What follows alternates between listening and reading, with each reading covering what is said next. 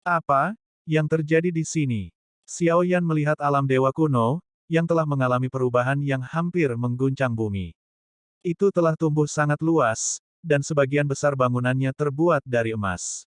Dapat dilihat bahwa permaisuri seharusnya memiliki perasaan khusus untuk emas. Integrasikan kekuatan dan biarkan lebih banyak ahli Tianjiao bergabung dengan alam dewa kuno, kata sang ratu. Bagaimana jika, kata Xiao Yan tanpa khawatir. Apakah kamu mencoba untuk mengatakan bagaimana jika ada pemberontak? Ratu mengatakan apa yang belum selesai Xiao Yan mengangguk. Dengan begitu banyak orang kuat dari semua sisi, tidak dapat dihindari bahwa akan ada kesalahan. Sekali rahasianya bocor konsekuensinya akan menjadi bencana. Beberapa situasi tidak dapat dihindari, tetapi tidak mungkin bagi mereka untuk bergabung dengan alam dewa kuno untuk menyentuh intinya, jadi tidak perlu khawatir. Dengan tingkat ketelitian permaisuri dalam melakukan sesuatu, hal-hal ini benar-benar tidak perlu dilakukan, terlalu khawatir. Permaisuri, di mana orang-orang dari benua Douqi dan benua Doudi dipindahkan? Tanya Xiao Yan. Ketika dia tiba di benua Doudi, Xiao Hutian berkata bahwa semua orang telah dipindahkan, kecuali semoga mereka yang pergi masih tinggal di daratan. Mereka semua telah dipindahkan ke bintang di Nanling Void, dan tidak akan ada bahaya sebelum Taiksu menyerang Nanling Void. Sang Ratu berkata, ini adalah pengakuan Xiao Yan, untuk melindungi kerajaannya.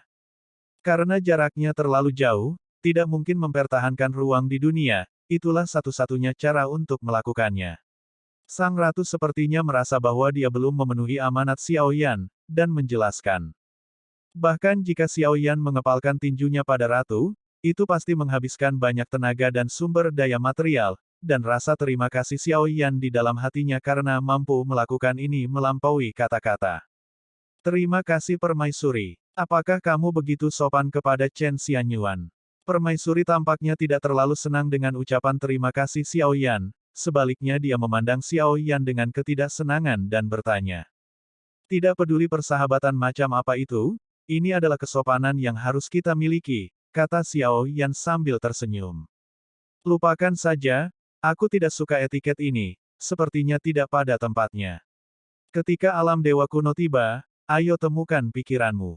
Ratu melengkungkan bibirnya dan berkata dengan cemberut.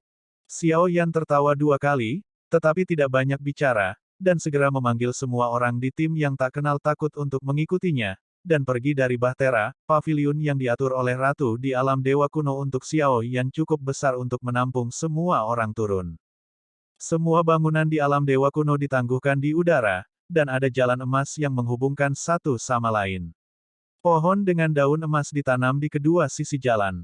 Saat Anda memasuki alam dewa kuno, ada perasaan dari negeri dongeng dalam hal suasana, wanita secara inheren lebih unggul dari pria. Sungguh pemandangan yang indah. Semua orang mengikuti Xiao Yan, melihat bangunan di sini, yang warnanya sama dengan langit, dan diatur dalam urutan tambal sulam. Ada air mancur besar di tengahnya. Di seluruh kuil kuno, ada beberapa derek terbang dengan santai di udara. Itu membuat saat memasuki kuil kuno, seolah-olah seluruh tubuh dan pikiran seseorang menjadi rileks dan bahagia, dan tanpa sadar, sudut mulut perlahan terangkat tanpa sadar. Meskipun kuil kuno telah banyak diperluas sekarang, Xiao Yan masih dapat menemukan paviliun tempat dia berada. Dengan kedatangan Xiao Yan dan yang lainnya, banyak mata berkumpul, sepertinya mereka semua mengenali Xiao Yan, dan ketika lewat Xiao Yan mengepalkan tinjunya dengan hormat. Xiao Yan masih berpikir untuk dirinya sendiri, meskipun dia adalah reinkarnasi dari Yang Mulia, tetapi sebenarnya dia memiliki ketenaran dan kekuatan yang hebat, agak aneh bahwa dia begitu populer. Sampai dia terus berjalan di jalan emas, Xiao Zhan mulai berteriak. Sial, Tuan Muda Xiao, apakah itu patungmu? Sangat tampan. Mengikuti seruan Xiao Zhan, mata semua orang bertemu, dan tidak jauh dari sana ada patung emas. Patung Chor menanggung beban berat dari 8 kehancuran dan misteri, dan fitur wajahnya bahkan lebih hidup, meskipun hanya sebuah patung, tidak berlebihan untuk mengatakan bahwa ia memiliki 9 poin pesona Xiao Yan. Melihat patung ini, rambut Xiao Yan tiba-tiba berubah menjadi hitam, tidak heran semua orang membungkukkan tangan dengan hormat kepadanya sepanjang perjalanan ke sini, ternyata patung miliknya didirikan di sini.